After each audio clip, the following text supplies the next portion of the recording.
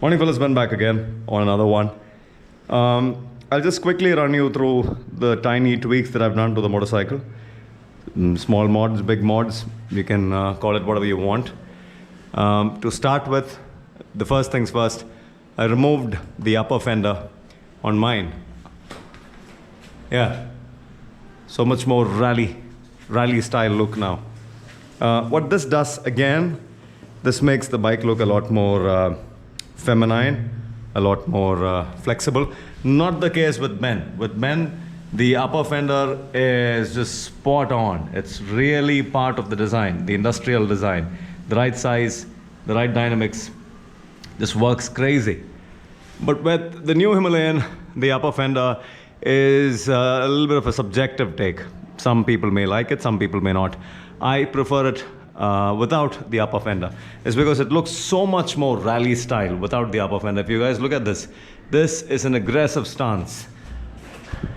Any day, more aggressive than the sibling with the upper fender. The upper fender again has a peculiar design element, has an inward and outward bend.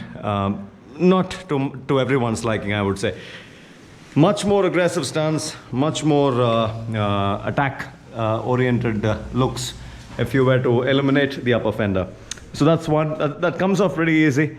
There's just a bunch of bolts here, 2 and 2. Yeah, this leaves the underside of the ball bearings exposed.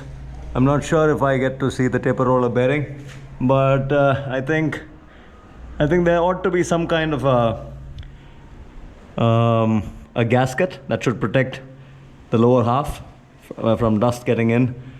Or I'll definitely cook up something. I'll definitely throw in something there to just take care of dust, more like a dust seal. I'll come up with something. Well, that's the front. What else have I done to the front? Nothing. Very interesting. One more quick mod that I've done is I've gotten a Yamaha RX 135 clutch perch sleeve, and I've thrown it on top of this exposed bit. I really don't have a clue why Royal Enfield left it like that instead of making a rubber sleeve, more like a dust boot. So got one from a Yamaha RX 135, and that does the job really well. Yeah, there's definitely going to be a little bit of stiction. What you can do for that is you can just give a coat of silicone spray inside. That way things will be smooth, and silicone spray is also not going to be gathering dust and muck. So so much more of a design element too. I mean, doubles up as a design element too. Cleans up this whole area. If you look at that area on Arun's motorcycle, look at how ugly that thing is. And on mine, so much more neat and clean looking. So that's a dust boot for the clutch lever, the clutch perch. What else have I done? Yeah, so just made a video detailing what I've done over here. Look at the difference between the two bikes. Look at this, so much more aggressive, so much more clean, and the entire attention goes to the front. Whereas if I were to take it to that, then you have a female, very feminine looking panel at the back. So the problem with this, you can't go about fixing this with just a paint job. It's because of this line. You have an inward curve and an upward curve. So it makes the whole thing look extremely soft and beautiful and pretty looking. When you have a bulbous tank, when you have a really disproportionate, big, bulky tank, you shouldn't be throwing in beautiful, graceful looking parts like that. You need to complement the tank with aggressive styling throughout.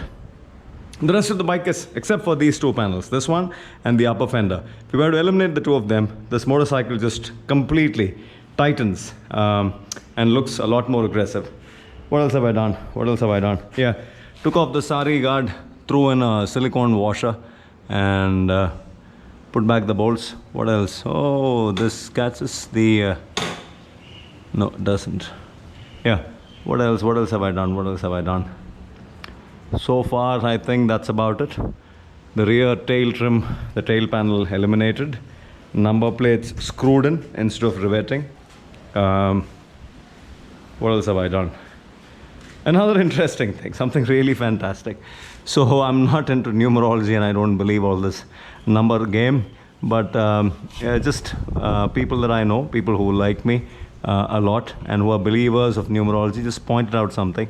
So this whole thing totals up to 2, I guess. 5, 2, 7, 9, 15, 19, 20. 20 and 0 is 2. And surprisingly, Ben sums up to 2 as well.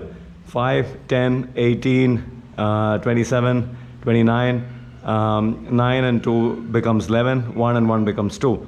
So both these motorcycles share the same number in the end. Interesting. Should I name it Ben as well? Well, that's what I'm to tell. And one more thing, I got rid of the ugly stickers on the side panel again, an unnecessary attention-seeking element. Got rid of that, just so that the whole point of doing all this is to give maximum attention to the front and make it look a lot more aggressive looking. So much more coming up. I'm going to be installing this, the rally bash plate and the engine guard. I will talk to you about this particular guard. The more I look at it, the more I understand that there's lots more to it than what meets the eye. It's a serious piece of design. Pretty smart. Very, very well engineered. And like this, even this has the shoes. This is an SW Motec bash plate. And I mean, yeah, this is rock solid compared to that. This can take so much more beating than that, but this could have been better. There are some points that I'll touch on when I install the crash guard. Hopefully that'll help. If this helped in any way, it helped. That's all there is to it. Signing out for now. Ciao.